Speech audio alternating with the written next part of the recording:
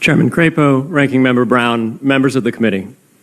Thank you for the opportunity to speak with you today. My name is Peter Van Valkenburgh, and I'm the Director of Research at Coin Center, an independent nonprofit focused on the public policy issues affecting cryptocurrency and public blockchain networks.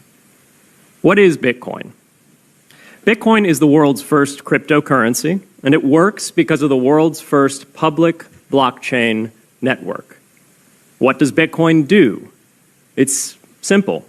It lets you send and receive value to and from anyone in the world using nothing more than a computer and an internet connection. Now, why is it revolutionary? Because unlike every other tool for sending money over the internet, it works without the need to trust a middleman. The lack of any corporation in between means that Bitcoin is the world's first public digital payments infrastructure. And by public, I simply mean available to all and not owned by any single entity. Now, we have public infrastructure for information, for websites, for email. It's called the internet. But the only public payments infrastructure that we have is cash, as in paper money. And it only works in face-to-face transactions. Before Bitcoin, if you wanted to pay someone remotely over the phone or the internet, then you could not use public infrastructure. You would rely on a private bank to open their books and add a ledger entry that debits you and credits the person you're paying. And if you both don't use the same bank, well, then there'll be multiple banks and multiple ledger entries in between.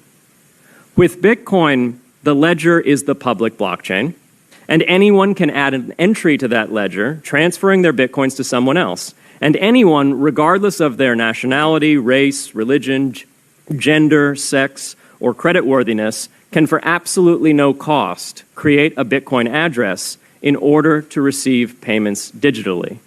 Bitcoin is the world's first globally accessible public money. Is it perfect? No. Neither was email when it was invented in 1972. Bitcoin's not the best money on every margin. It's not yet accepted everywhere. It's not used often to quote prices, and it's not always a stable store of value. But it is working, and the mere fact that it works without trusted intermediaries is amazing.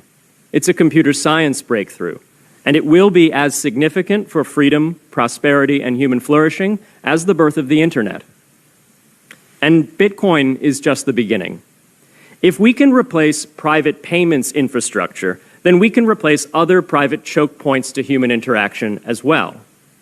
Now, why should we want to build more public infrastructure? Why should we embrace blockchains over corporate intermediaries? Why should we tolerate their inefficiencies and work to make them better? Why should we want the pioneers of this technology here in the United States and not fleeing overseas? A simple reason. Because the corporate intermediaries providing today's critical but privately owned infrastructure are becoming fewer, larger, and more powerful, and their failures are increasingly grave. So roughly half of all Americans, 143 million people, had their Social Security numbers exposed to hackers because of a breach at Equifax. The SWIFT network has relayed hundreds of millions of dollars in fraudulent transactions because of hacked member banks in Bangladesh, Vietnam, Ecuador, and Russia. The FBI suspects now that the largest of these hacks was perpetrated by North Korea. Corrupt, low-level employees at an Indian bank, Punjab National, were able to fraudulently certify SWIFT messages, stealing $1.8 billion. It's the largest electronic bank robbery in history. In fact, it's the largest bank robbery in history. In October 2016, an estimated 1.2 million internet-connected devices were hacked and turned into a botnet that for several hours made prominent websites unavailable across Europe and North America, including CNN and Fox News, the New York Times, and the Wall Street Journal. Increasingly, physical machines are being connected to the internet to augment their capabilities. They're wired through servers that are owned and maintained by private and trusted intermediaries, the so-called Internet of Things. Pacemakers from St. Jude's Hospital have been hacked. Baby monitors from TrendNet have been hacked. and Jeeps from Jeep have been hacked to the point where they can be remotely commandeered and driven off the road. Now, those vulnerabilities are inescapable in systems that have single points of failure. It doesn't matter if the point of failure is a corporation or if it's a government. There shouldn't be a single point of failure. Similar choke points existed before the internet. If you wanted to deliver a message, you'd have to go through one of 3 television broadcasters or a handful of newspapers. Private corporations are essential, but no critical infrastructure should rely on 1 or 2.